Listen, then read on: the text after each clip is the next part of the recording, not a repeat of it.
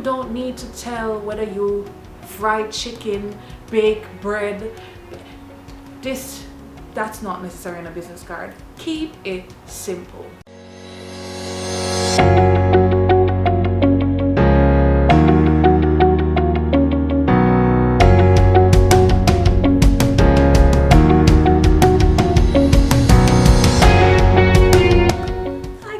Welcome back. It's your girl Tamara, and we're here again with more tips and tricks on your business branding. Yes, we're talking about personal branding, business branding, but while we're talking about personal branding, we also have to speak about getting that money. So today we're going to be talking about what to do and what not to do for your business card. Oh, stop. Just in case you have not subscribed yet and this is the kind of content you like, please remember to click below and subscribe, like, share, tell your friends to tell their friends, tell your mama, tell your papa, tell somebody. Alright guys, the first thing I want to say is your business card is not a flyer. I want to repeat that for those in the back. Your business card is not a flyer. Times and times again, clients come to us and they have their business card and they want so much information on it that we are like, bro, come on, this is not a business card. This is a flyer. This is a data card. What do you want? This is not a business card. So let's get down to the things that you need in your business card. You need to ensure that it is according to your branding, so representation of your brand. So maybe it is a logo, or it is the business color, something that represents the brand. You need your name if it is a personal business card, or if it's just a business card to represent your business on a whole, you can just have the name of the business, the email. The address is not a must. It depends, because sometimes we are operating out of our home and we don't necessarily want to put that address on there.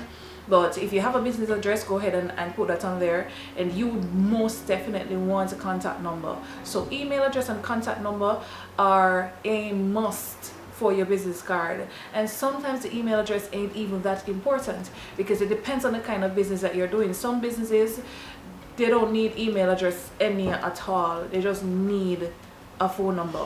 So your phone number is the most important element outside of the card representing you, outside of it representing your brand. So branding, which means your brand identity, whether it's logo and colors, anything that represents your brand elements needs to be your business card focus, your phone number, and email address. For some of us, our business address, our location, and probably a representation of our 2 photos of what the business entails, probably, depending on the kind of business. Now, businesses that are more corporate in terms of offices and accountants, stuff like those, we don't need anything on those type of business cards.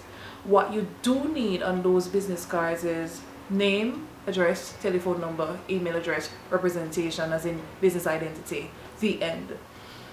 Businesses like bakeries, bakers, fashion designers, anything that is more product than just service, then representation or 2 of certain photos of things that you offer is okay. We still don't want to overload this business card, because your business card needs to be simple and to the point. What people need to be seeing on your business card is your number, your email address, some way to contact you. Because people are saying, people are saying business cards are going out of style. Not necessarily. There are times when you can't speak to someone long enough to get a phone number, to get an email address. That they call it this elevator approach, right? the person might be jumping in on this floor, you say hi, bye. By the time you finish introducing yourself, you don't have enough time to take a number. A person jumps out on the other floor. So what you could do in that time while you say hi, bye, oh, I know we don't have much time to talk, but here's my business card, my information is on it. Nowadays it is also nice to have your Instagram angle, your Twitter angle if you use Twitter, and your make sure you let them know whether or not they can WhatsApp this number or just call this number straight. You know, sometimes we don't take calls, and some of the numbers sometimes they are landlines, so let the people know if they can WhatsApp you, so whether it's a mobile number or not. So have your social media angles on your card if you are a social person. This is also important because social media is a very great branding element when it comes down to business. So those are the simple things. Ensure you have your name, if it's personal, your contact number, your email address, your location. If it's just a wide business and multiple people will be using this business card, you can just have either your sales or your info email. You can have the name of the business and the social media angles, and that's it.